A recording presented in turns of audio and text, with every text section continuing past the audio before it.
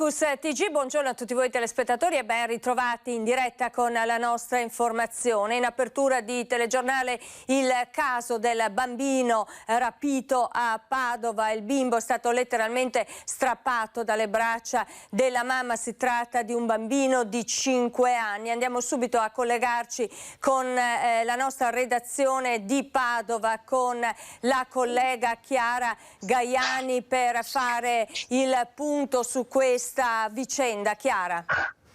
Buongiorno Monica, buongiorno a tutti i telespettatori. Mi scuso se quest'oggi ho la mascherina, ma con il collega Francesco Ratai ci troviamo all'interno dell'azienda ospedaliera dove seguiamo l'aggiornamento settimanale sull'andamento del coronavirus, di cui ovviamente vi daremo notizie. Sì, come dicevi tu, questo caso ha sconvolto letteralmente la città, perché erano circa le 8:30 di ieri. La mamma stava accompagnando il bambino all'asilo quando c'è stata una vera e propria imboscata. Sono arrivati 4 uomini, uno è rimasto al volante della macchina, gli altri 3 sono scesi. Uno di questi era il padre del bambino, che hanno letteralmente strappato David, così si chiama il bambino, dalle braccia della mamma. L'hanno caricato sull'auto lasciando la donna ovviamente sgomenta, l'hanno anche un po' strattonata perché lei ovviamente ha tentato di trattenere il figlio e se lo sono portati via. La donna si è rivolta immediatamente ai carabinieri, che hanno fatto anche un immediato sopralluogo sul posto. Stanno passando al setaccio le telecamere, è attivamente ricercato questo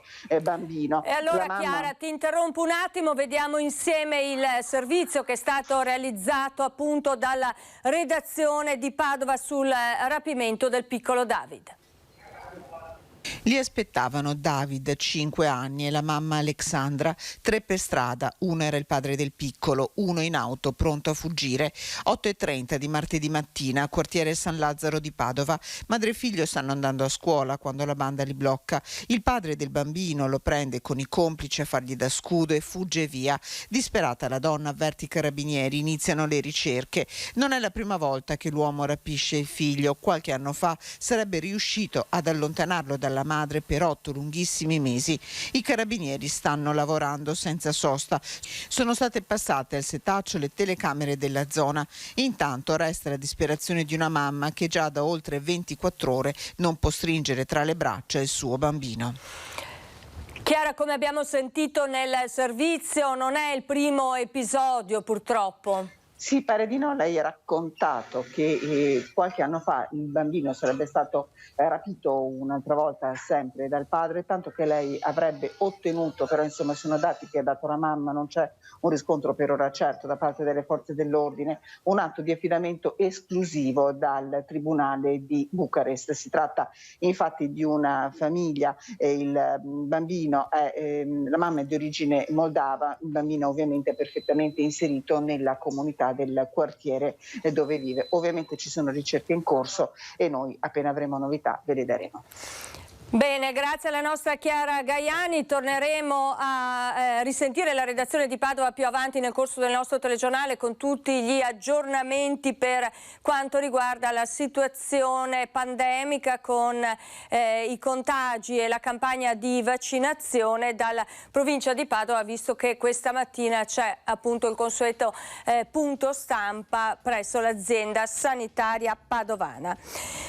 Torniamo a parlare dell'esito del voto con le parole del presidente del Veneto Luca Zaia, che ieri a Palazzo Balbi ha appunto commentato l'esito dell'appuntamento alle urne. Zaia ha detto: non esistono due leghe. Allora sentiamo le parole del governatore Zaia.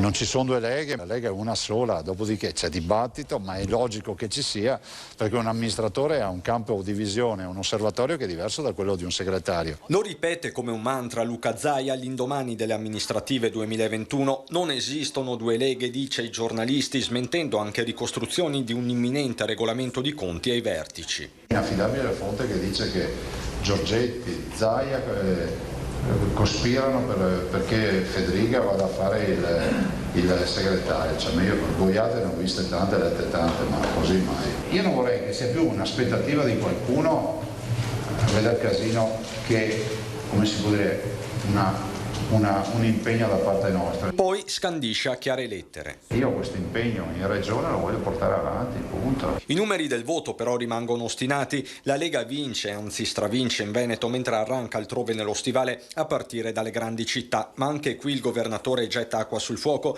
ricordando come i leghisti non abbiano mai conquistato davvero le metropoli. Eppure gli errori, soprattutto nella scelta dei candidati da Milano a Napoli, ci sono stati, come ammesso dal leader Salvini nelle scorse ore. Penso che Salvini ieri abbia fatto una considerazione corretta. Portare i candidati all'ultimo minuto non è una gran roba, a meno che tu non arrivi lì con la star, cioè, capito? Cioè, quando entrava Vareni all'ippodromo, cioè arrivava per ultimo, tanto vinceva la gara, non gli serviva a fare tante sgambature, cioè era Vareni. Ma l'analisi di Zaia va oltre la Lega, ci sono l'azzeramento, testuali parole, dei 5 Stelle e il travaso di voti da Forza Italia, Fratelli d'Italia, una partita per il ballottaggio ancora da giocare e non solo nella sua Conegliano. È in questo clima che si continua a parlare di autonomia. Si può fare per gradi, questo è poco ma sicuro, cioè 23 materie in un giorno non te le possono dare. E questo è un segnale che voglio anche dare, ma è altrettanto vero che ci deve essere scritto che quello che è scritto deve essere solido, deve essere autonomia. Politica per una volta prevalente sui temi del Covid, forse anche questo un segno di normalità in un quadro epidemiologico e dei ricoveri in costante discesa. Su tutto l'annuncio che dal 1 novembre si parte con la possibilità del doppio vaccino. Faremo in combinata, insomma, salvo controindicazioni, quindi ci sarà la possibilità di fare la terza dose e l'antinfluenzale, in particolar modo pensate alle case di riposo e gli over, no? E gli anziani che vogliono mettersi in sicurezza hanno questa opportunità. È tutto su base volontaria. Abbiamo sentito le parole del presidente Luca Zaia anche sulla pandemia nel Veneto e allora vediamo insieme il report che è stato fornito oggi alle 8 da Azienda Zero con la situazione della pandemia registrata questa mattina nel Veneto. Il dato relativo ai nuovi casi positivi che si registrano oggi, lo vedete, sono 416. I casi attualmente positivi nella nostra regione sono 10.201, i deceduti, dato cumulativo dall'inizio della pandemia, 11.786. I casi di persone ricoverate negli ospedali del Veneto, divisi naturalmente per pazienti attualmente positivi in area non critica, invece i pazienti attualmente positivi in terapia intensiva. Sono 201 i pazienti ricoverati in area non critica, 44 invece le persone attualmente ricoverate in terapia intensiva. Vedete che la pressione sugli ospedali del Veneto è in ulteriore calo perché -1 in area non critica, -6 le persone ricoverate in terapia intensiva. Purtroppo però va visto anche il delta relativo ai decessi perché lo vedete, oggi si registrano 5 nuovi decessi a causa sempre della pandemia da coronavirus nella regione del Veneto. Ci spostiamo, andiamo a vedere adesso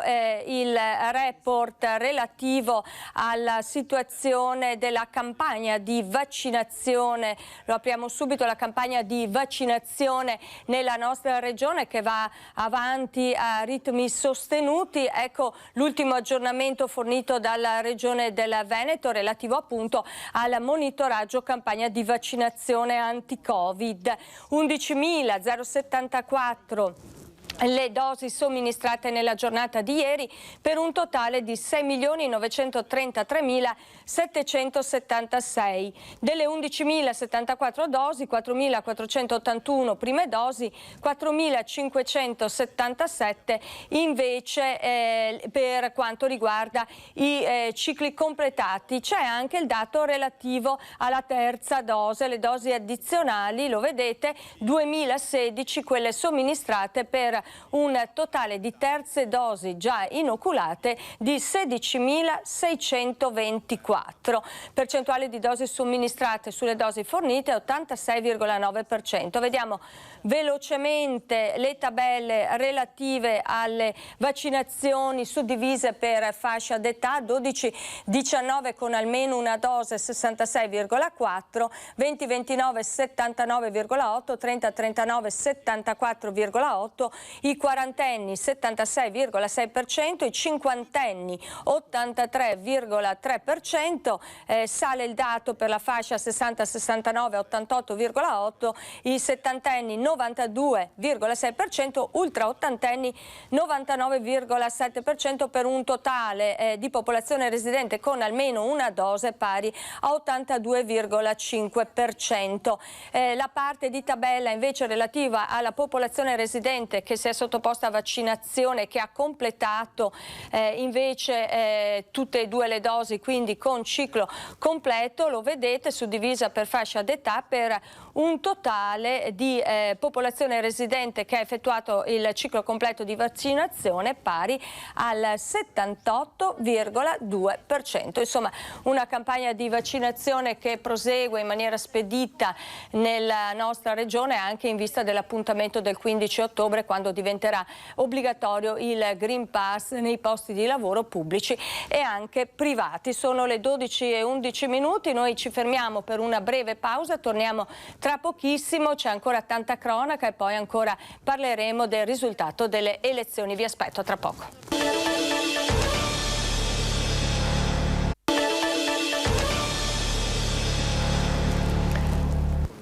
Rieccoci nuovamente insieme, andiamo avanti con la politica. Una Lega davvero piglia tutto, visti gli esiti delle elezioni dello scorso fine settimana. Una Lega che riconferma 8 sindaci su 8 ed elegge 21 nuovi amministratori. Il partito alla guida del centrodestra guarda già alle sfide di grandi città come Padova e Verona del prossimo anno. E allora facciamo il punto.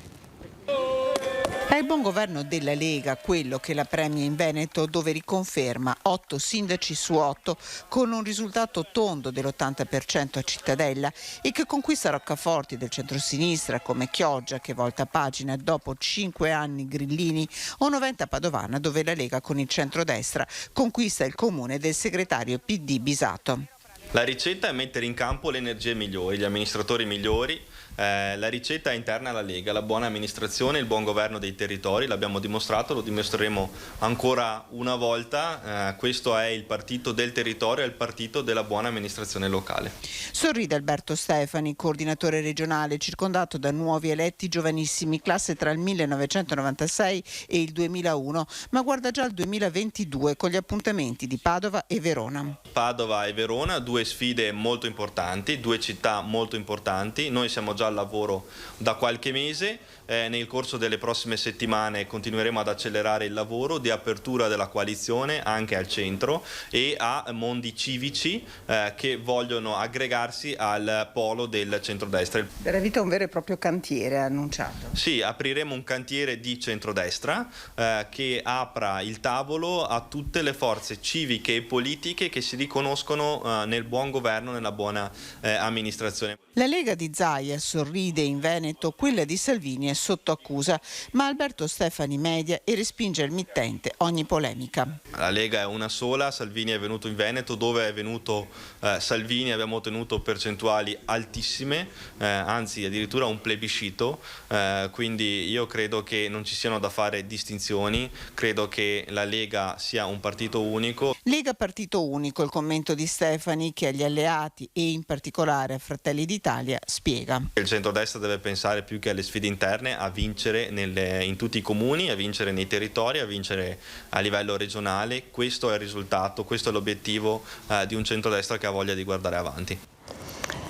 Dobbiamo considerare il risultato elettorale in Veneto per il Partito Democratico, il punto più basso mai raggiunto. L'afferma Alessandra Moretti, eurodeputata Dem, sull'esito delle elezioni amministrative in Veneto. Non c'è un comune sopra i 15.000 abitanti vinto dal centro-sinistra, né con il simbolo del PD né con le liste civiche, rileva la Moretti. Bearci con le vittorie nelle grandi metropoli serve a poco se ignoriamo la realtà policentrica veneta e le aspettative di chi vive in uno delle centinaia di municipi di 3.000, 5.000, 10.000 abitanti di cui è costellata la nostra regione. Le esigenze di queste persone sono differenti rispetto a chi abita le grandi città.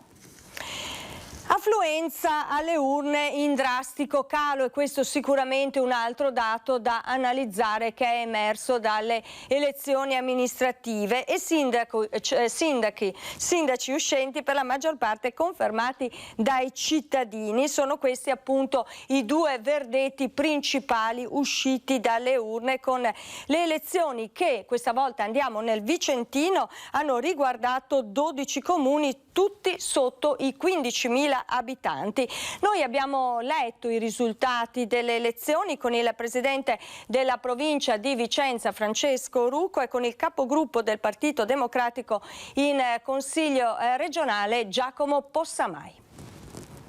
Vince il non voto, lo decretano le elezioni amministrative. Nel Vicentino sono 12 comuni che hanno corso per la poltrona di sindaco e in 11 il calo dell'affluenza rispetto all'ultima tornata elettorale è drastico. È stata un'affluenza ridotta rispetto alle scorse amministrative, quindi una disaffezione che preoccupa noi amministratori. Questo dimostra che dobbiamo lavorare di più sul contatto con i cittadini, far vedere e comunicare di più quello che stiamo facendo sul territorio in favore della città e dei cittadini stessi, quindi a livello di servizi e di opere. Il presidente della provincia di Vicenza, Francesco Rucco, non nasconde che la disaffezione dei cittadini verso la politica preoccupa, ma l'abbandono delle urne potrebbe avere anche un significato più profondo legato alla pandemia. La pandemia ha rotto tanti legami sociali, questo ha avuto un impatto sicuramente anche sulla partecipazione alla vita pubblica e quindi anche sull'affluenza delle amministrative,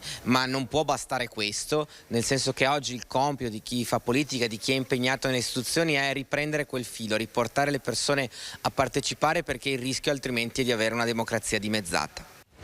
Tra i comuni che sono chiamati al ballottaggio c'è Conegliano il prossimo 17 e 18 ottobre. Sfida tra due esponenti di centrodestra che ora puntano a intercettare i voti dei moderati e in particolare dei Dem. Facciamo il punto.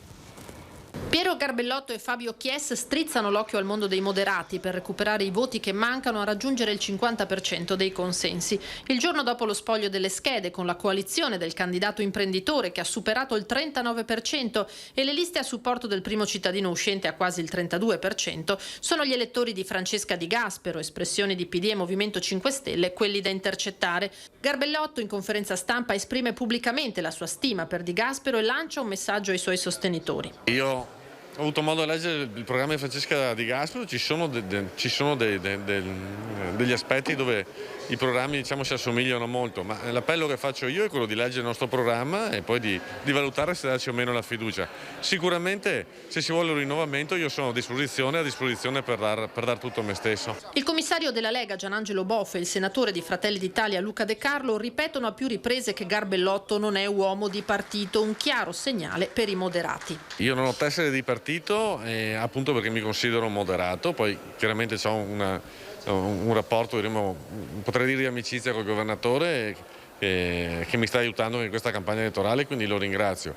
Ma adesso il tema è di restare tra i cittadini, andare a spiegare ancora il nostro programma e poi tra 15 giorni decideranno cosa fare. Il tema forte dei prossimi 15 giorni sarà il rinnovamento per Garbellotto. Chies in conferenza con Claudio Toppangia, vice sindaco con all'attivo 399 preferenze personali, sottolinea invece come i consensi raccolti dagli ex assessori e dalla sua civica portino a pensare che i cittadini vogliano semmai continuità. semplicemente tutta questa voglia di cambiamento non c'era, probabilmente è stata messa sul tavolo da qualcuno che non voleva un cambiamento ma voleva semplicemente portare a casa una città. Garbellotto fin troppo politicizzato, dice Chies, altro che senza tessera. Ma io penso che gli elettori del centro-sinistra, come tutti gli elettori della città di Conegliano, abbiano davanti due scelte. Una scelta fortemente connotata sulla destra e una scelta invece più moderata. Starà a loro scegliere se un elettore di sinistra vorrà votare Fratelli d'Italia e la Lega, per carità, ognuno è libero di scegliere quello che vuole, però è ben chiaro quali sono le compagini in campo, è inutile che cerchiamo di nasconderle. L'elettorato è più intelligente di quello che noi pensiamo. Chies non si rivolge a Di Gaspero, che durante la campagna elettorale lo ha ripetutamente attaccato. Abituato da segretario provinciale di Forza Italia a trattative ad altri livelli, cercherà canali alternativi per intercettare il voto Dem, perché ora, dice, si riparte dallo 0-0. Alcuni pensavano di chiudere il primo turno, sono rimasti delusi e adesso 14 giorni avvincenti in cui faremo una grandissima campagna. Tra i comuni che andranno al ballottaggio ci spostiamo in provincia di Padova, c'è anche Este, ma facciamo un po' il punto, il bilancio dell'esito della chiamata alle urne per quanto riguarda la provincia di Padova. Matteo Paiola, un ballottaggio quasi insperato, l'ex sindaca uscente Gallana sfiora l'impresa con il 48%. Ve lo aspettavate questo risultato? Beh, i numeri sembravano difficili, però il clima che si respirava nell'aria era questo e quindi non siamo poi tanto sorpresi, insomma. C'è un'empatia che si è rotta con la città, col sindaco uscente e quindi insomma noi sentivamo nell'aria che questo ballottaggio era possibile. È un ballottaggio che arriva anche per un piccolo vantaggio nostro su Giovanni Mandoliti, insomma, quindi diciamo che c'è una città divisa, ma credo che poi insomma fra 2 settimane gli estensi sceglieranno in modo un po' più definitivo. Ecco, il centro-sinistra è andato diviso rispetto alla scelta del centrodestra, ora pensa anche ad apparentamenti, insomma c'è la lista di Beatrice Andreose ma anche un importante risultato di Mandoliti che insomma come ha detto lei è un testa a testa, è stato tra di voi. Sì, noi non abbiamo fatto nessun tipo di accordo e chiaramente per etichetta si parla con tutti gli avversari, però adesso questa è una scelta che faremo come gruppo, insomma, e poi decideremo, ma in questo momento non ci abbiamo proprio pensato. Siamo nell'euforia di questa impresa perché in Veneto, insomma, tenere il centrodestra tutto unito sotto il 50% non era scontato. Questo è un risultato che viene con un lungo lavoro di un anno, con una squadra che è gambissima, che ha lavorato voto su voto, con una squadra forte di 32 persone, le civiche destre in movimento. Siamo contenti perché abbiamo fatto un risultato storico in termini percentuali ma anche per la città. Mentre la sindaca uscente di Este, Roberta Gallana, sfiora l'impresa del primo turno, ma con il 48% si arrende al ballottaggio. Sentiamola. Roberta Gallana, sfiorata l'impresa del primo turno. Sì, sfiorata di un centinaio, poco più di voti, quindi siamo particolarmente contenti. C'è un crollo totale appunto del candidato del PD e quindi ora le sinistre vedremo cosa faranno, ma siamo più che convinti che rifaremo la stessa storia appunto di 5 anni fa e quindi al ballottaggio andrà più che bene. Ecco, sembra proprio un déjà vu, il centrodestra compatto, la sinistra divisa che insomma è con una, come si può dire, con un accorpamento non così scontato. Certo, il centrodestra è compatto, rimarrà compatto, apparentamenti quindi con la sinistra non ce ne saranno. Quindi resteremo saldi per dare coerenza ai nostri cittadini. È stato importante vedere che hanno riconfermato in maniera inequivocabile insomma, i voti appunto di 5 anni fa ed è una cosa molto positiva. Ora si va avanti, ci sono solo altri 15 giorni per confermare un quasi 50% nostro. Ecco, come vivrà questi 15 giorni? Come abbiamo vissuto questa campagna elettorale, che è una campagna elettorale molto particolare perché facciamo molta attenzione anche al discorso del Covid, però rincontreremo naturalmente le persone nei quartieri, nelle frazioni e sicuramente avremo la soddisfazione anche di ritrovarci ancora più compatti insieme col centrodestra. Questa dunque è la situazione ad est, dove i cittadini dovranno tornare alle urne per l'appuntamento con il ballottaggio. Ci fermiamo per una breve pausa, torniamo tra pochissimo con Focus TG. Vi aspetto.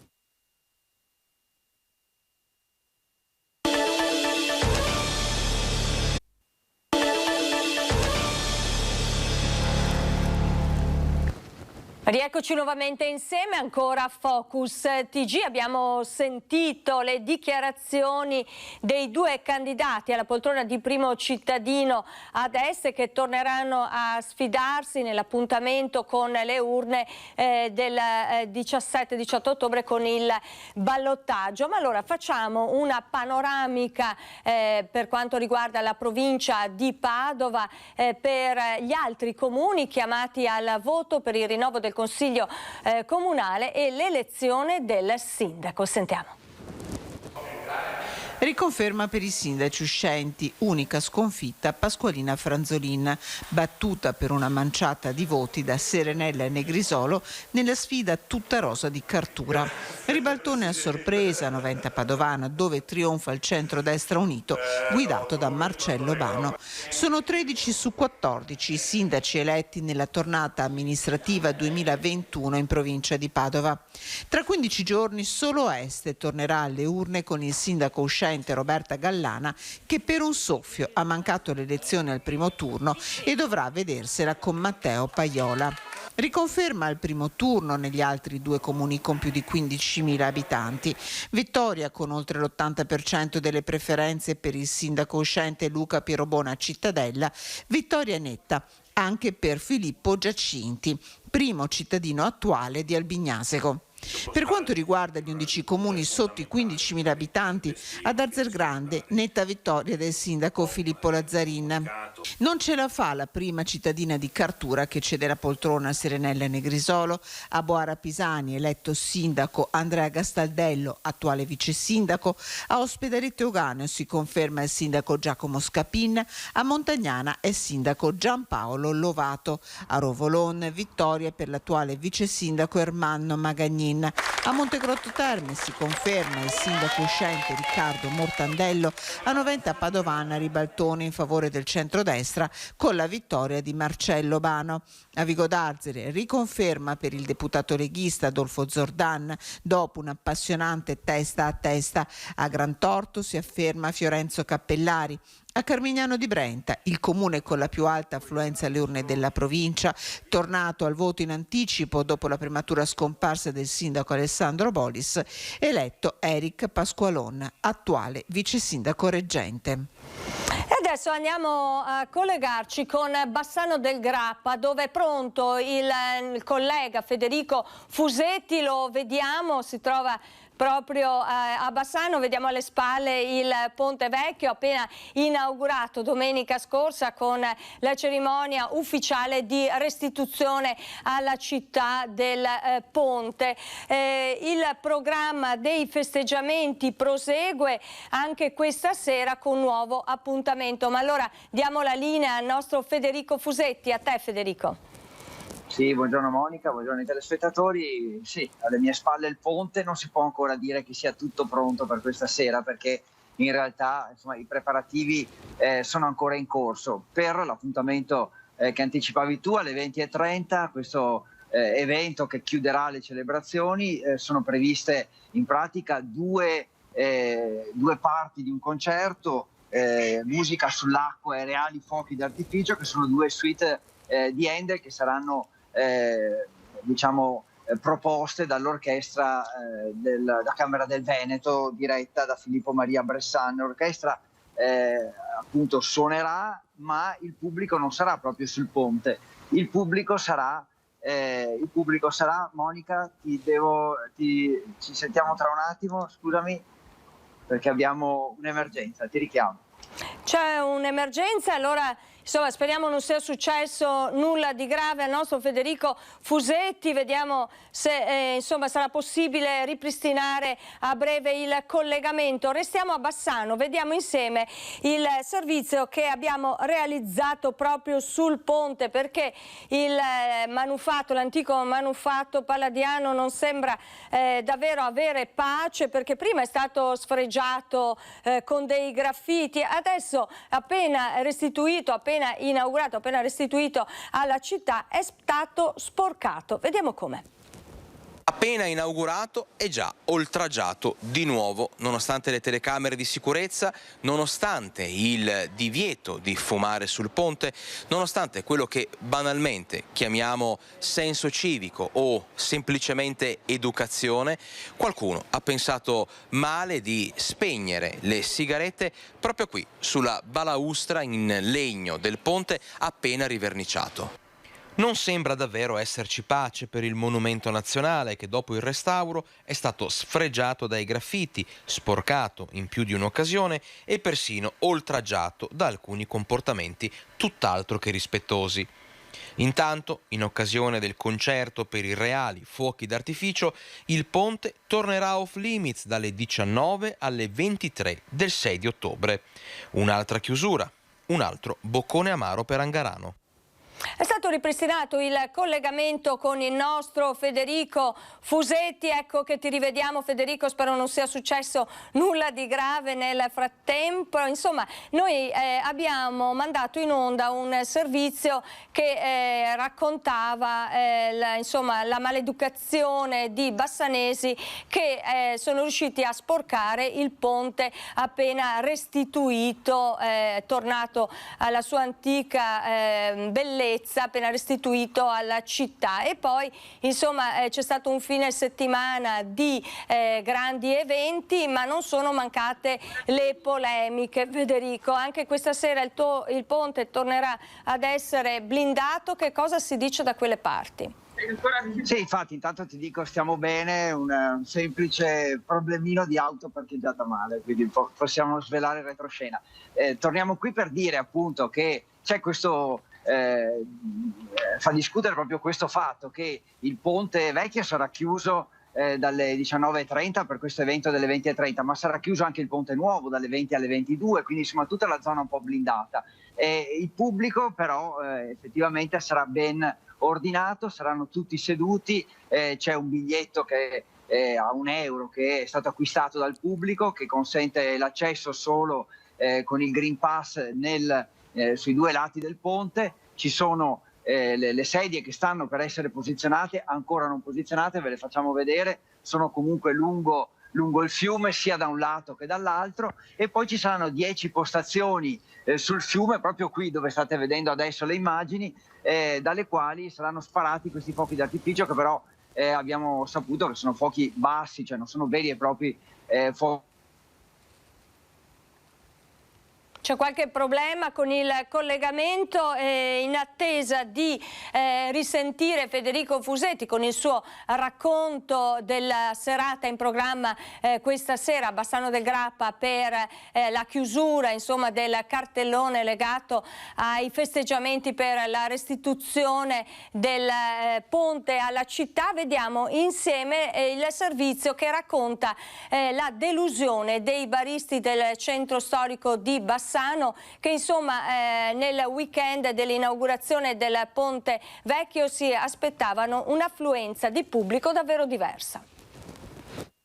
Passata l'emozione per la sfilata degli alpini e per l'inaugurazione del Ponte Vecchio, inizia a venire fuori la polvere nascosta sotto quel tappeto che l'amministrazione comunale ha steso sopra un weekend ricco più di divieti, di restrizioni che di partecipazione. È mancato quello che era il giro normale delle persone. Perché? Perché bloccandosi fuori non si devono entrare, perché qualcuno si è lamentato che per entrare devono fare un giro più largo e tutto quanto. Sicuramente, certo, posso pensare che la sicurezza, tutto quello che può essere, però sicuramente ha limitato quello che erano gli accessi. è doveroso precisare che molte misure precauzionali e di sicurezza sono state imposte agli organizzatori perché tarate su stime del tutto sballate. Si aspettavano 25-30.000 persone, invece a parte gli alpini si è vista poca gente.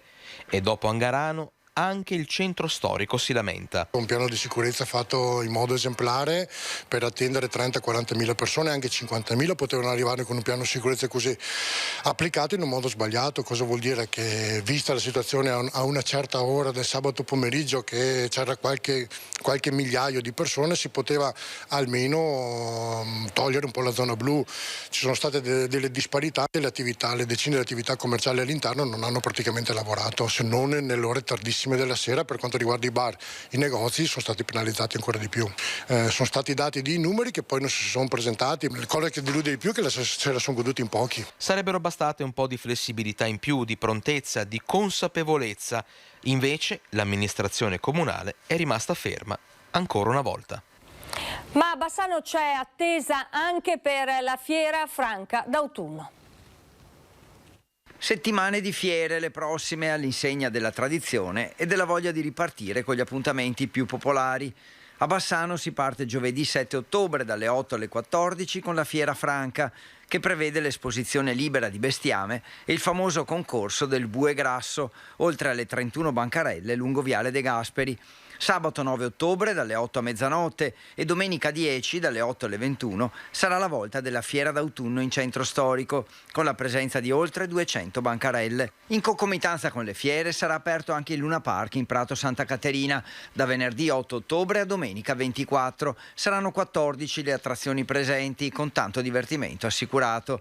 Ricordiamo che l'accesso alle fiere sarà consentito solo con mascherina, anche all'aperto, e Green Pass per chi ha più di 12 anni. Previsti controlli a campione da parte delle forze dell'ordine. E allora ci fermiamo per una breve pausa con Focus TG, torniamo tra pochissimo, vi aspetto.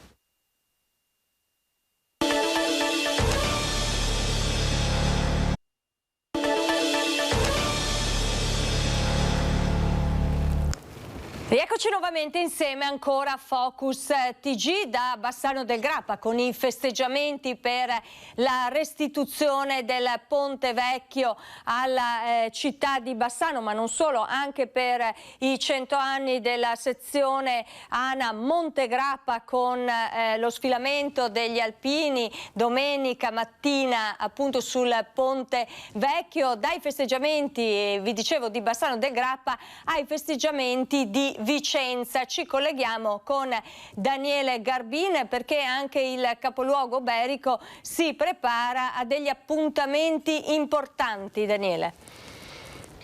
Sì, grazie Monica, effettivamente è proprio così, proprio si è conclusa da circa un'ora la conferenza stampa a Palazzo Trissino, dove il sindaco a nome di tutto il Consiglio Comunale ha comunicato l'intenzione del Consiglio Comunale intero, cioè proprio maggioranza, opposizione e tutte le forze politiche, di conferire al battaglione alpini la cittadinanza onoraria. Ecco, è un passo importante che sancisce, ufficializza un legame speciale che Vicenza ha con i propri alpini. Su Alpini è notoriamente sempre stata una città che ha fornito la leva, è importante anche questo radicamento nel periodo bellico e i tanti caduti, però soprattutto la parte successiva, quella della protezione civile, del legame sempre della solidarietà, è qualcosa che il corpo degli alpini si è sempre fatto sentire in maniera molto molto presente.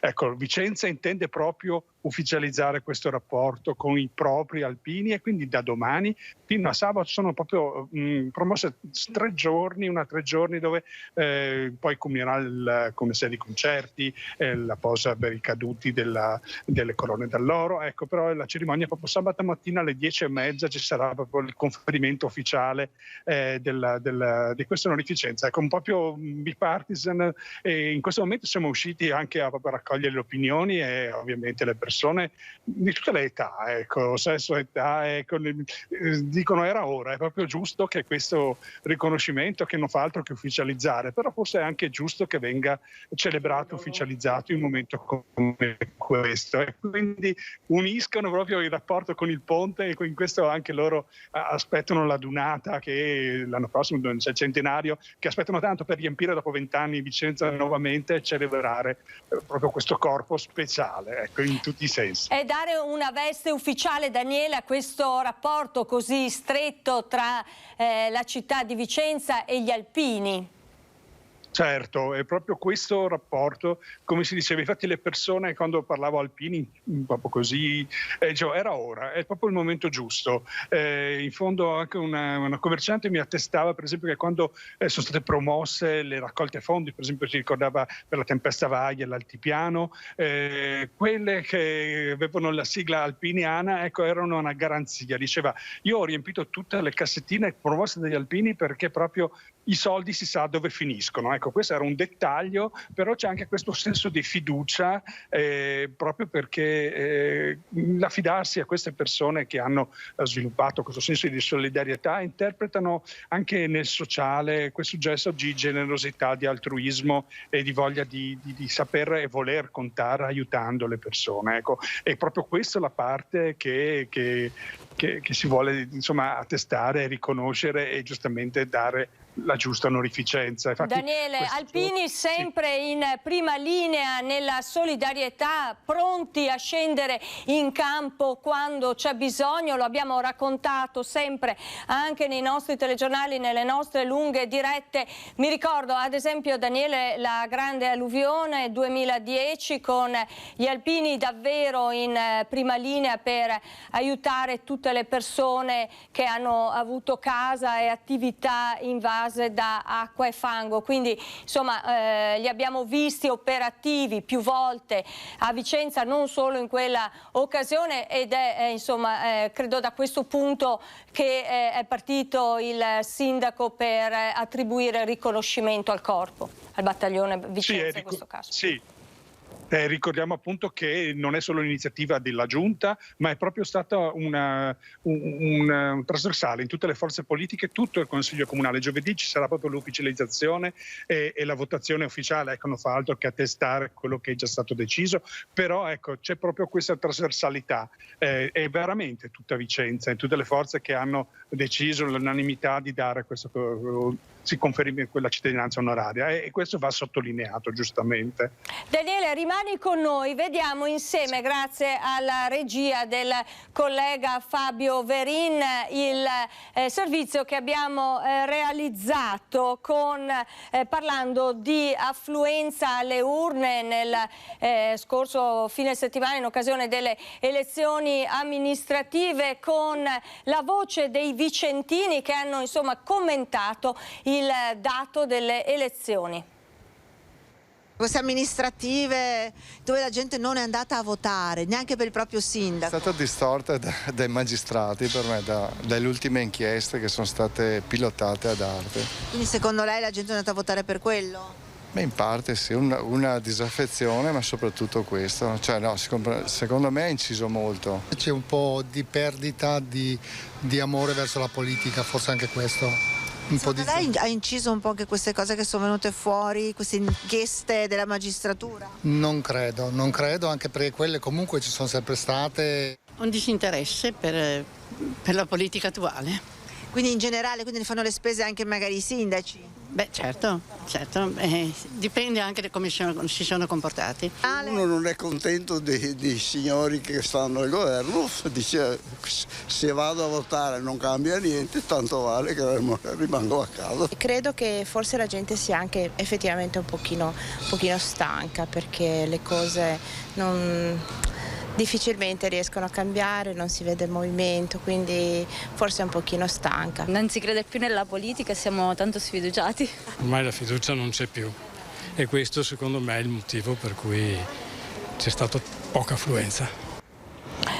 Daniele, allora i vicentini dicono c'è poca fiducia nella politica, tira quest'aria da quelle parti.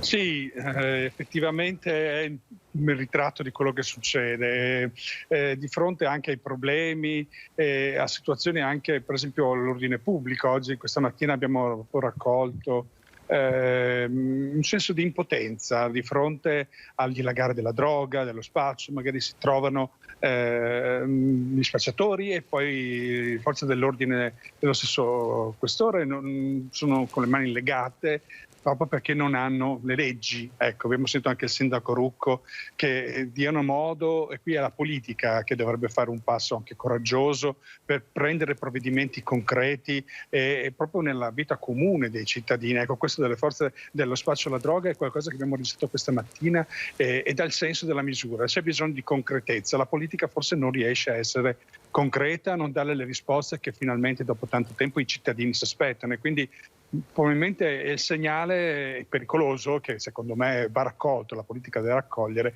proprio perché cambi rotta e che dia risposte efficaci ai cittadini. Forse così si può anche riuscire a ritornare a dare fiducia e a far ritornare le persone a votare, ecco perché a questo punto i voti e le scelte fatte contano. Restiamo nel Vicentino, andiamo a Dorgiano, dove Manuel Dotto si riconferma primo cittadino, battendo in questo caso l'astensionismo per un soffio, ed ora dice si torna a lavorare. Sentiamo. Essere l'unico candidato alla poltrona di sindaco ad Orgiano per Manuel Dotto, sindaco uscente ed oggi riconfermato dall'esito delle urne, non è stato comunque una passeggiata. Il grande nemico da battere per Dotto era proprio l'astensionismo, che già fin dalle prime ore elettorali di domenica non lasciava ben sperare. Alle 12 ad essere andato ai seggi era solo il 9,77%. Con il passare delle ore l'affluenza è via via aumentata fino ad arrivare lunedì alle 15, chiusura dei seggi, al 46,73% dei 2.784 aventi diritto al voto. Un 46% oggi sufficiente per superare il quorum previsto quest'anno causa Covid, abbassato al 40% e non più al 50%. Un sospiro di sollievo tenuto a mezz'aria fino al superamento del secondo quorum, quello della lista, e quello sì al 50%, e poi l'elezione. Quelli che hanno espresso il voto sono stati 1301, il 50% era 651. La lista, tolta le bianche e le nulle, ne ha prese 1191, quindi anche questa è stata superata ampiamente. E sono tutti eletti perché i consiglieri devono essere 12, quindi in automatico sono eletti tutti quanti. Questo è quanto, un buon lavoro a tutti.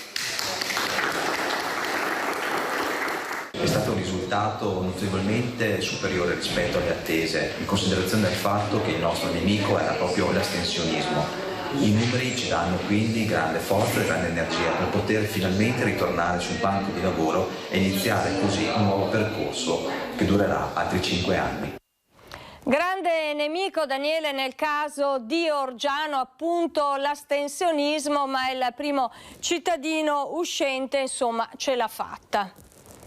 Sì, diciamo anche che ha giocato anche questo regolamento sul Covid e quindi anche l'abbassamento del quorum ce l'ha fatta, ed è importante comunque dare continuità e fare in modo che comunque un consiglio comunale possa essere operativo e possa cominciare a dare risposte ai propri cittadini, quindi effettivamente è anche un buon segnale. Speriamo solo che sia proprio lo strascico, la coda della pandemia e i suoi effetti, e che ce la possiamo a questo punto immaginare lasciare alle proprie spalle. Monica, se vuoi io ti segnalo questa mattina, prima di andare in Consiglio Comunale, in Palazzo Trissino, sono stato a un incontro molto interessante all'Istituto Geometri Canova, dove era presente il provveditore, il questore e gli insegnanti, proprio per una campagna contro il cyberbullismo, il bullismo nelle scuole e in particolare il cyberbullismo. C'è un'iniziativa importante che è stata voluta coinvolgendo i ragazzi, anche con l'USL 8 di Vicenza, che hanno deciso di tenere alta la guardia. Ecco, io do appuntamento anche ai telespettatori al servizio di questa sera, però anche in questo caso non si vuole lasciare passare in secondo piano un fenomeno che colpisce i nostri ragazzi giovanissimi, soprattutto soprattutto in realtà dal punto di vista tecnico era presente le terze di vari istituti, proprio per dare un segnale. È importante far emergere il fenomeno e non far finta di nulla, soprattutto gli educatori, i genitori, insegnanti, che si accorgano e convincano i ragazzi a fare outing, insomma a esporre il problema. Il problema è proprio far emergere, far parlare i ragazzi. Ecco, è un tema sicuramente, Daniele, molto delicato, importantissime queste iniziative perché bisogna davvero parlarne e portarlo a galla. Grazie al nostro Daniele Garbin, noi ci diamo appuntamento con Vicenza, il nostro TG nelle consuete fasce orarie serali dedicate all'informazione. Torniamo a parlare invece di emergenza Covid, perché dal 1° novembre al via in Veneto la terza dose e anti-influenzale nella stessa seduta. Sentiamo. Il Covid rallenta, ma all'orizzonte c'è già l'influenza stagionale. E il Veneto è pronto dal 1° novembre per la doppia vaccinazione.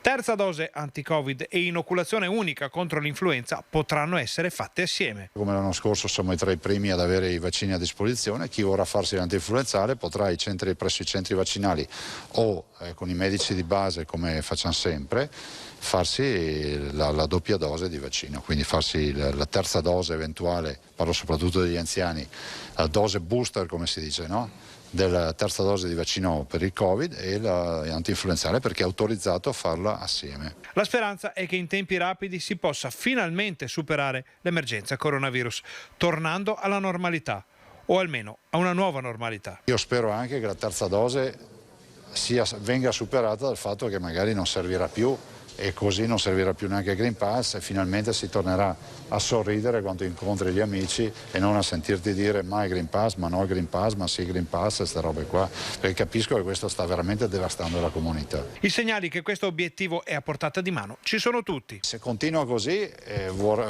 significherà che il vaccino funziona, sta funzionando, e significherà che abbiamo iniziato questa fase di convivenza che ormai ci porterà ad avere un Covid endemico. Cosa vuol dire tradotto in parole povere? Diventerà la nostra influenza. Naturalmente ce lo auguriamo tutti di tornare quanto prima alla normalità o a una nuova normalità. Abbiamo sentito anche le parole del presidente Luca Zaia, insomma, che la campagna di vaccinazione, i vaccini facciano il loro corso e che si possa quanto prima buttarsi alle spalle questa emergenza. Naturalmente tema caldo rimane quello del Green Pass, con il 15 di ottobre che è praticamente dietro l'angolo, quando il Green Pass diventerà obbligatorio anche nei posti di lavoro sia pubblici che privati. Insomma, la campagna di vaccinazione guarda anche all'antinfluenzale. Abbiamo sentito dalle parole del Presidente, dal 1° di novembre sarà possibile la somministrazione congiunta di anti-Covid e anti-influenzale. Sono le 13, noi ci fermiamo per una brevissima pausa, ma torniamo tra pochissimo. Ci sono ancora tantissime notizie dal Veneto, vi aspetto.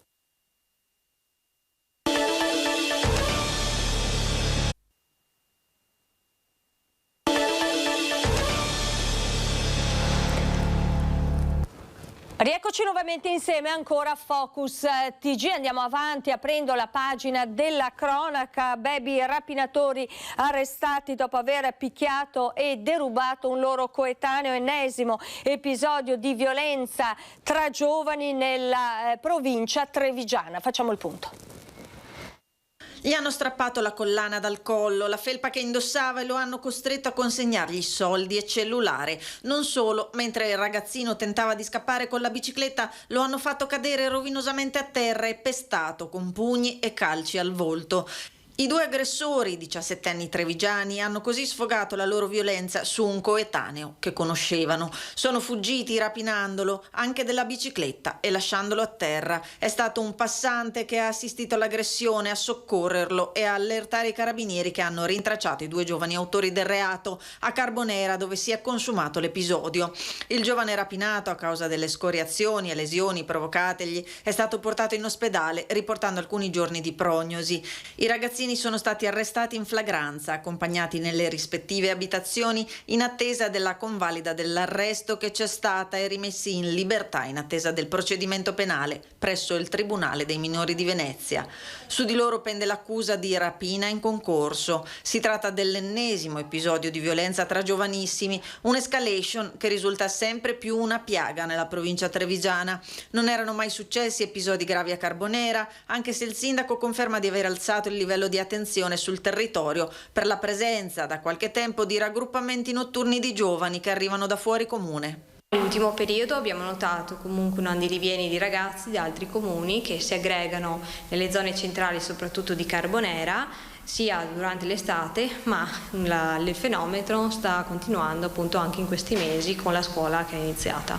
Si tratta molto spesso di minorenni, quindi sedicenni, che si aggregano fino a ora tarda e quindi appunto siamo un po' preoccupati e ci chiediamo dove siano le famiglie di questi ragazzi che il giorno dopo teoricamente devono andare a scuola e si fermano oltre la mezzanotte appunto nei nostri parchetti e nelle nostre piazze. 4 ore di lunga trattativa seduta su un ponte tibetano nel Cadore per dissuadere una donna in procinto di compiere un gesto estremo. Il racconto della carabiniera, protagonista di questa storia, la sua commozione, l'abbraccio finale con la donna. Sentiamo. Martina Pigliapoco, giovane carabiniere in servizio alla stazione dell'Arma di San Vito, ieri mattina era di pattuglia con il collega graduato quando al 112 è arrivata la segnalazione di una donna in difficoltà sul ponte tibetano di Perarolo di Cadore. Con l'auto di servizio i 2 militari raggiungono la zona. Martina si inerpica lungo il sentiero forestale che porta all'imbocco del ponte e lì realizza la gravità della situazione. Sono andata io verso il ponte e ho cominciato a fare alcuni passi verso la signora. Sono riuscita più o meno ad arrivare circa a 15 metri dalla signora, 15-20 metri, e nel momento in cui la signora mi intimava di fermarmi e di non proseguire verso di lei. La carabiniere a quel punto decide di sedersi sul ponte per convincere la donna che non aveva nulla da temere e lì è rimasta per quasi 4 ore. Sono riuscita dopo circa 3 ore a far leva sul fatto che lei ho capito che aveva dei figli. Facendo appunto leva su l'argomento figli abbiamo capito e ci siamo fatti dire che aveva anche un marito, quindi il papà delle ragazze, e abbiamo capito che quello era un punto debole o comunque un punto, anzi forse di forza, dove poter agire e far sbloccare la signora. È a quel punto che la donna si convince a chiamare il marito ed è allora che scoppia in un pianto liberatorio. Ho provato a fare alcuni passi verso di lei e in questo momento lei non mi respingeva più e non mi diceva più di fermarmi. Nel momento in cui sono riuscita ad arrivarle proprio vicinissima abbiamo avuto più o meno un dialogo, credo, di un quarto d'ora, perché poi lì la percezione del tempo è strana. In un quarto d'ora di chiacchierata ho capito che lei poteva essere pronta a ritornare. Lei si è arrampicata di nuovo con una forza immane, inaudita, e si è messa a cavalcioni sulla rete di protezione e da lì ho potuto darle una mano e lei si è appoggiata a me e l'ho tirata giù dalla rete.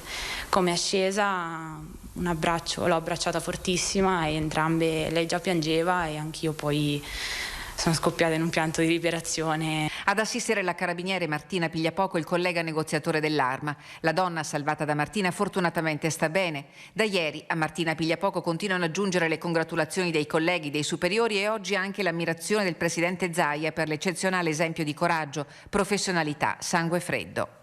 Pensandoci ancora forse non realizzo neanch'io cosa è successo e quanto bene, come sia andata, insomma, come si sia svolta la situazione. Penso che ancora 5 minuti da sola me li devo ricavare per elaborare la situazione. Restiamo in provincia di Belluno, cambiamo argomento. Un eccezionale intervento al fegato eseguito al Santa Maria del Prato di Feltre ridà vita e speranza a una donna di 67 anni. Sono stata molto fortunata di trovare sulla mia strada questi medici che sono veramente eccezionali. Sono veramente delle persone eccezionali. Non ne nascono tanti così. 3 mesi di calvario, di dolore e sofferenza. Oriana Fullin racconta il percorso della sua grave malattia e l'incontro con un'equipe di specialisti dell'Ulse Dolomiti che le hanno ridato vita e speranza. Avevo un male molto forte ad un fianco destro che non passava con nulla, con nessun farmaco. E dopo vari esami i medici sono riusciti a capire che c'era un grosso problema a monte. Questo problema riguardava proprio il mio fegato. Carcinoma del fegato compromesso per l'80%, giudicato inizialmente inoperabile, la diagnosi nefasta per la donna di 67 anni.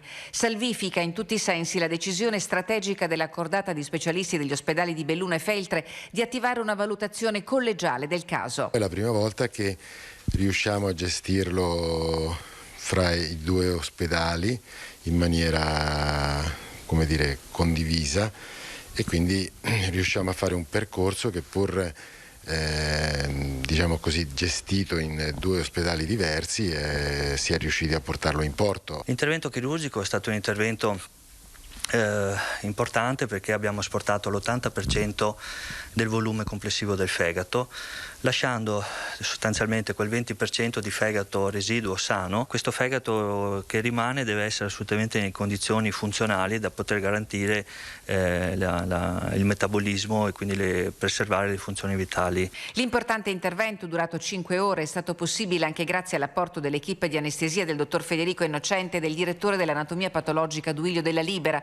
Oggi Oriana Fullini è stata dimessa con una prospettiva di cura che prima non esisteva. Sono molto felice di questo e ho provato veramente una grande sensazione di sollievo, molto forte, e di riconoscenza, perché effettivamente non ci speravo, però non ci contavo più di tanto, perché insomma il male è male per tutti.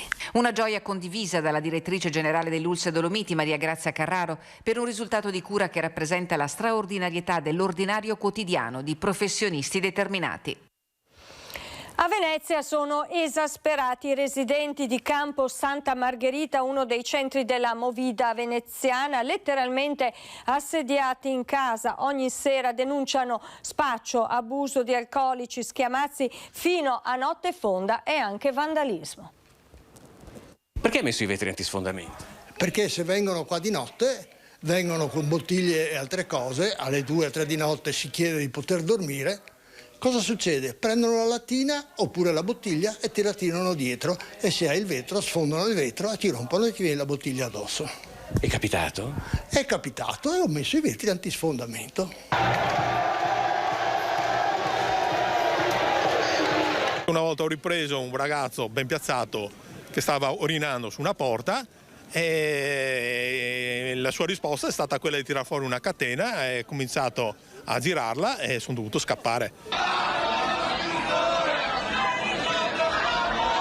Settimana scorsa si è arrampicato uno sul primo finestra del campanile qua di Roccato, in mezzo a una folla osannante. Sembrava di essere allo stadio, cantavano, ma erano in 50. Ho telefonato, adesso veniamo, no, ma stiamo andando verso Cannareggio. Chi non conosce bene Venezia forse avrà qualche difficoltà a riconoscerla in questa veste. Sono le voci e le testimonianze dei residenti di Campo Santa Margherita, cuore della movida veneziana, assieme alla fondamenta degli Ormesini e alla zona della pescheria di Rialto. Solo a Santa Margherita si contano circa 40 locali tra bar e ristoranti, sorti uno accanto all'altro, che richiamano centinaia di giovani, a volte fino a notte inoltrata. Il campo diventa il centro di fare quello che ognuno vuole, quindi puoi suonare una tromba da stadio, puoi portarti un amplificatore e sparare la musica a più alto volume, e nelle cali limitrofe bisogni e spazio. L'alcol ormai è una cosa di uso e consumo per tutti, tanto lo vendono a tutti. La droga non ne parliamo. Abbiamo chiamato un sacco di volte il 113, i carabinieri, i vigili, non c'è stato alcun intervento costruttivo. La mattina dopo le nottate più movimentate, Campo Santa Margherita e le calli vicine sono un campo di battaglia. Mi trovo a dover fare uno slalom in mezzo a 1 milione metri cubi di immondizia e soprattutto deiezioni umane. Qui è zona di nessuno. Brugnaro abita in campagna, mi dispiace per lui che abita in campagna, e ha detto anche che qua siamo Venezia ecosostenibile, ma è mai venuto? Se vuole lo ospito anche a casa sua, a casa mia, che venga qui a dormire. Prima acqua alta autunnale ieri in piazza San Marco a Venezia. I disagi sono stati tutto sommato contenuti, ma commercianti e residenti chiedono che il Mose venga alzato anche sotto i 130 centimetri di marea. Alle 10:30 la fila di turisti in attesa di entrare al Ducale faceva già il giro del palazzo. Ma la coda per visitare l'antica sede del Doge e delle magistrature veneziane non è l'unica cosa che sta crescendo stamattina a San Marco. Il Mose è fermo e dai tombini l'acqua inizia a sgorgare prima timidamente, poi più decisa, fino a sommergere gran parte della piazza, compresi i cantieri dei lavori per difendere la basilica proprio dall'acqua alta e che per l'acqua alta si devono fermare. Allagati sono anche i plateatici dei caffè davanti alle procuratie vecchie, dove sotto i portici l'acqua lambisce le saracinesche abbassate dei negozi che hanno chiuso per il Covid. I passanti sprovvisti di stivali devono camminare sulle passerelle, ma poteva andare anche peggio. Siamo stati fortunati, le previsioni sono state a ribasso, questa volta ci è andata bene. Disagi per chi cammina, disagi per le attività delle procuratie vecchie che comunque sono sotto acqua per circa 10 centimetri, però appunto meglio del previsto, non come l'8 dicembre dell'anno scorso. Non sempre la piazza avrà la stessa fortuna. L'area marciana è una delle più basse di Venezia. Per allagarsi le sono sufficienti 83 centimetri. È andata sotto persino ad agosto, figuriamoci ora che arriva l'autunno. Per questo qui non era stata ben accolta la notizia che in fase sperimentale, cioè fino al 31 dicembre, il Mose si sarebbe alzato soltanto con maree superiori ai 130 centimetri.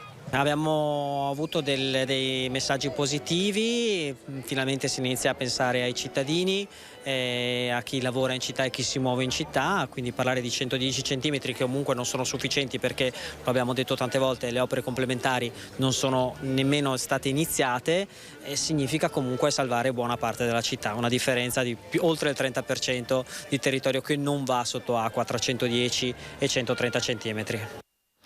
Regole ferree per garantire al massimo la sicurezza sanitaria, edizione numero 274 per la Fiera di Arsego che dal 15 al 18 ottobre torna ad ospitare l'Expo delle professioni artigianali. Garantiamo la sicurezza, ma soprattutto garantiamo che anche quest'anno l'evento possa invadere le strade del nostro paese con quella gioia e con quella spensieratezza di cui tutti abbiamo così tanto bisogno. Edizione numero 274 della Fiera di Arsego, tra le più grandi e antiche dell'Alta Padovana. Sicurezza in primo piano per garantire moltissimi eventi e gli stand gastronomici. Posso anticiparvi che torna l'Expo, uno dei punti forti della nostra Fiera di Arsego da sempre. Ci sarà il tradizionale mercato del bestiame, ci sarà un grandissimo Luna Park, ci sarà un mercato con più di 300 bancarelle, ci saranno gli stand gastronomici con le pietanze tradizionali, ci sarà il mercato dello street food, quindi ci sarà veramente ogni cosa.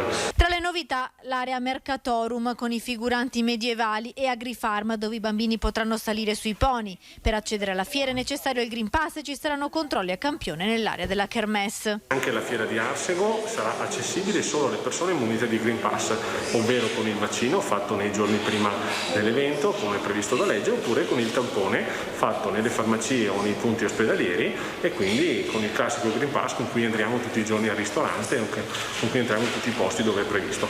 Previsti anche i controlli ai varchi con il conto a persone che segnalerà la capienza massima di presenti all'interno dell'area della fiera. Imponente il dispositivo di sicurezza con oltre 100 persone impegnate tra volontari di protezione civile e agenti di polizia locale.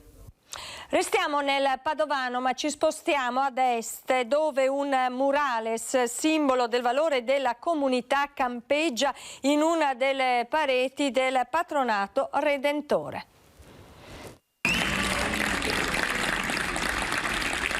È un adulto che allaccia le scarpe a un bambino, soggetto del murales che campeggia in una delle pareti del Patronato Redentore di Este. L'opera è ispirata allo stencil creato dallo street artist LDB e pensato per la giornata europea delle fondazioni, celebrata contemporaneamente in 120 piazze italiane.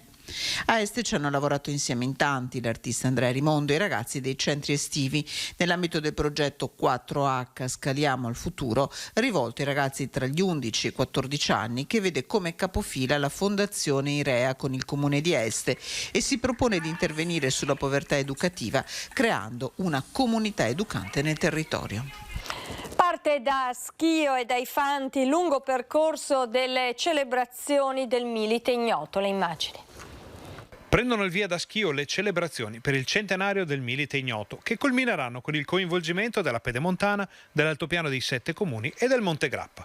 La cittadina dell'Alto Vicentino ha ospitato domenica una cerimonia commemorativa che si è tenuta al Sacrario della Santissima Trinità, dove le autorità, i fanti e le associazioni sono giunti dopo la messa celebrata in Duomo dal vescovo di Vicenza Beniamino Pizziol. Nell'occasione è stato anche riattivato il suono della campana civile Regina Pacis, che suonerà ogni sera un rintocco per la memoria dei caduti di tutte le guerre. Andiamo a Vicenza, dove con le nostre telecamere siamo andati a raccogliere il disagio dei residenti di un quartiere nella zona periferica della città.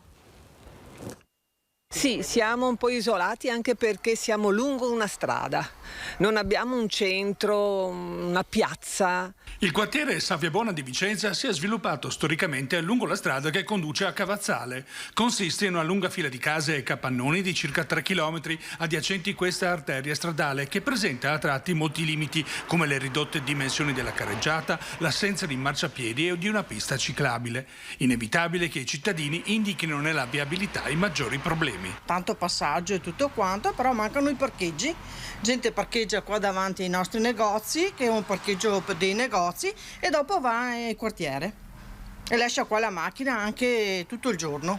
Anche tanti parcheggiano proprio in strada, dove che qua c'è una deviazione per il borghetto. Avevo proprio intenzione di scrivere il comune per mettere a posto la strada, soprattutto all'inizio, perché hanno fatto dei lavori, hanno messo la fibra, hanno fatto poi l'incimentazione, però è crollata, ci sono 2 belli avvallamenti e che io li prendo regolarmente con la bicicletta.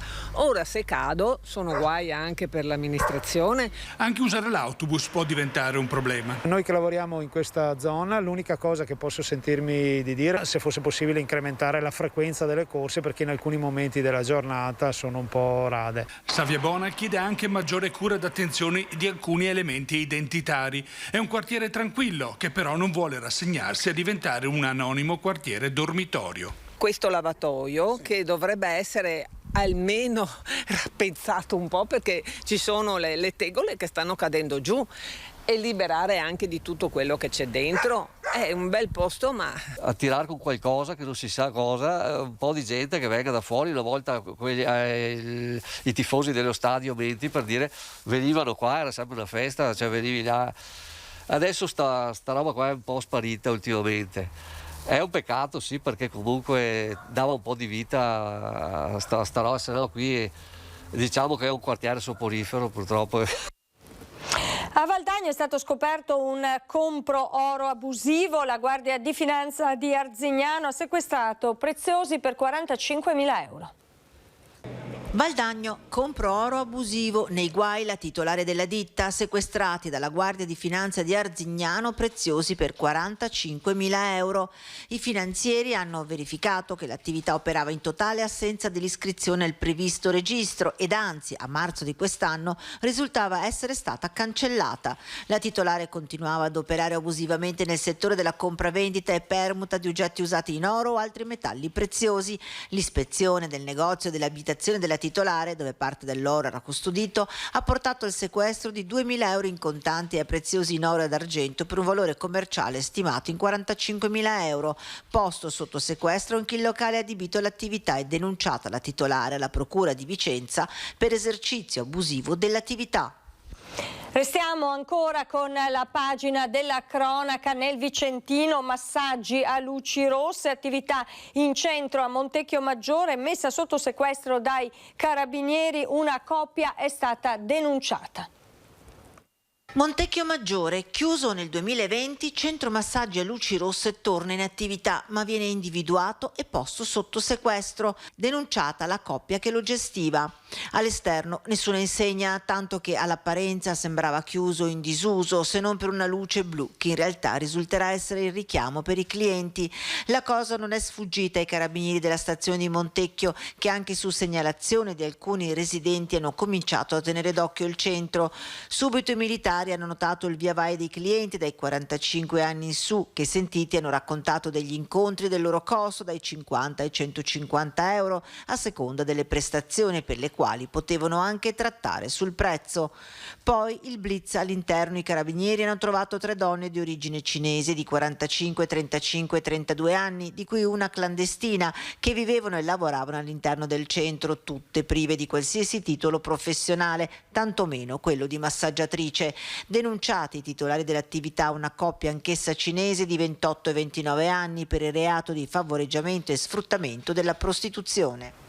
Ci spostiamo adesso in Alta Padovana e riapriamo la pagina riservata all'esito delle elezioni amministrative. A Cittadella, secondo mandato per il sindaco Luca Pierobon, che ha sfiorato, pensate, l'80% dei consensi. Il 79% di consensi e 2.000 elettori in meno. Sono i numeri che riassumono le elezioni di Cittadella, con il sindaco uscente Luca Pierobon, leghista, confermato con una vittoria schiacciante. Una vittoria dove si dà un voto a quello che è stato il lavoro dei 5 anni passati, e quindi la popolazione cittadellesi hanno chiesto di continuare su questa strada. C'è il calo di votanti, il 14% in meno, ovvero 2.000 cittadellesi che sono rimasti a casa, mentre il 79%, come detto, ha voluto la conferma di Pierobon contro il 21% scarso di Paola Lolato, candidata del Partito Democratico. Io la conosco poco, l'ho conosciuta in consiglio comunale negli ultimi mesi perché ha sostituito altri consiglieri comunali. Chiaro, io dico sempre che comunque ci vuole coraggio a fare il sindaco, ci vuole coraggio a candidarsi, perché comunque è vero che poi è un gruppo, ma sei un uomo solo, una donna sola quando arrivi al momento elettorale, quindi va apprezzato chi ci mette la faccia. Decisive le 6 liste civiche a sostegno di Pierobon, in particolare quella col suo nome, che ha ottenuto il 27%, surclassando anche quella della Lega, ferma al 19%. È normale che la lista del sindaco uscente prenda tanto, però è un voto legato alla Lega, cioè io sono il responsabile nazionale degli enti locali. Se voi andate in giro a chiedere ai cittadini di che partito è il sindaco, vi diranno della Lega, e quindi è un voto che va alla Lega. E i progetti per i primi 100 giorni sono già pronti, ci sono da completare molte opere già iniziate. Partiranno tante opere pubbliche importanti, partirà la pista ciclabile di Facca, un'opera attesa da più di 10 anni, partirà il restauro del Palazzo delle Associazioni che diventerà sede museale, vedrà l'inaugurazione della palestra di Pozzetto che è quasi a termine, vedrà l'inaugurazione della chiesetta di Camoro, quindi veramente vedranno tanto. A Carmignano di Brenta, Eric Pasqualone, il vice sindaco reggente, conquista la poltrona di primo cittadino. 31 anni, lo hanno scelto più di 2.500 elettori.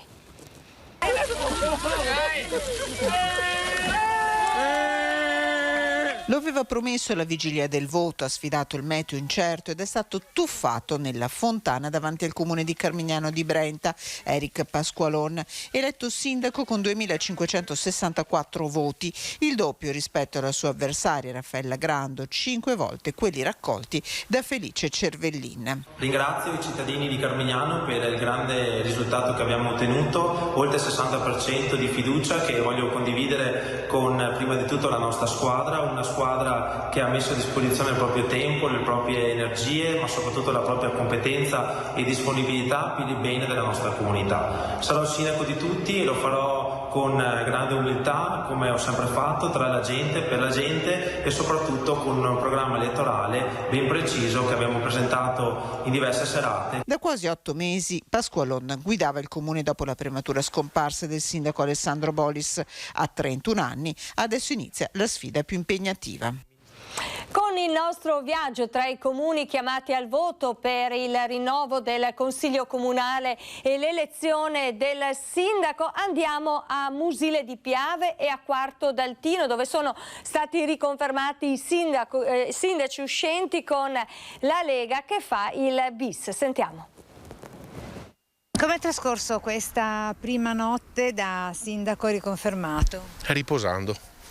finalmente riposando. Devo dire molto bene, i festeggiamenti ci sono stati, ma sono anche finiti abbastanza presto e poi sono tornata a casa dai miei bambini, mi sono rilassata e ho dormito molto bene. A Mosile di Piave, così come a Quarto d'Altino, riconfermati i sindaci uscenti, rispettivamente Silvia Susanna, 49 anni, una laurea in economia e commercio, e Claudio Grosso, 50 anni, architetto, entrambi della Lega. È stata una risposta forte, importante da parte dei cittadini di Quarto d'Altino, che mi hanno confermato sostanzialmente gli stessi numeri di 5 anni fa.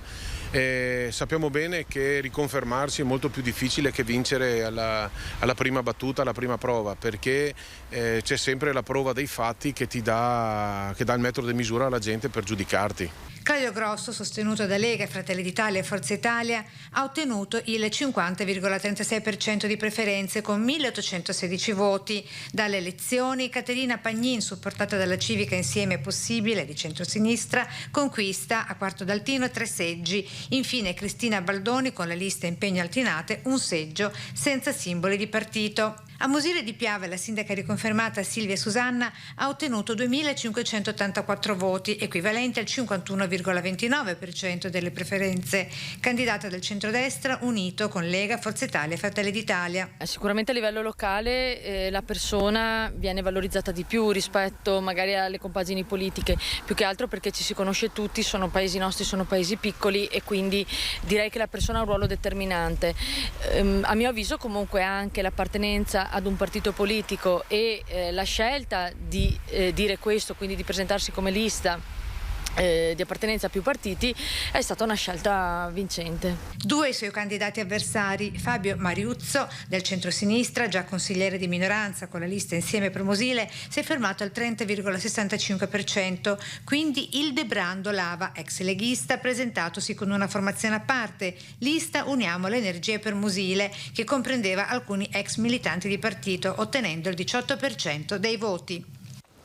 Intervento di somma urgenza per mettere in sicurezza la chiesa di San Martino a Valle di Cadore, sotto le cui fondamenta si è rimessa in moto una storica frana. Il punto della situazione è stato fatto in curia alla presenza del vescovo Marangoni, della sindaca di Valle Marianna Offer, del progettista e del referente della sovrintendenza. Giovedì inizieranno i sondaggi che sveleranno il tipo di roccia su cui sorge la chiesa. Successivamente saranno realizzati un cordolo, ancoraggi e placcaggi dei pali che potranno garantire la sicurezza del sito. Il costo dei lavori è pari a 1.100.000 euro e saranno finanziati dai fondi regionali VAIA. Nel frattempo proprio alla Regione il compito di monitorare la frana che nell'ultimo anno è scesa per oltre 1 metro. Questa era anche la nostra ultima notizia. Io vi ringrazio per l'attenzione, vi do appuntamento naturalmente a questa sera alla consueta fascia oraria dedicata all'informazione con i telegiornali di Rete Veneta. Grazie ancora per l'attenzione, a tutti voi una buona giornata e arrivederci.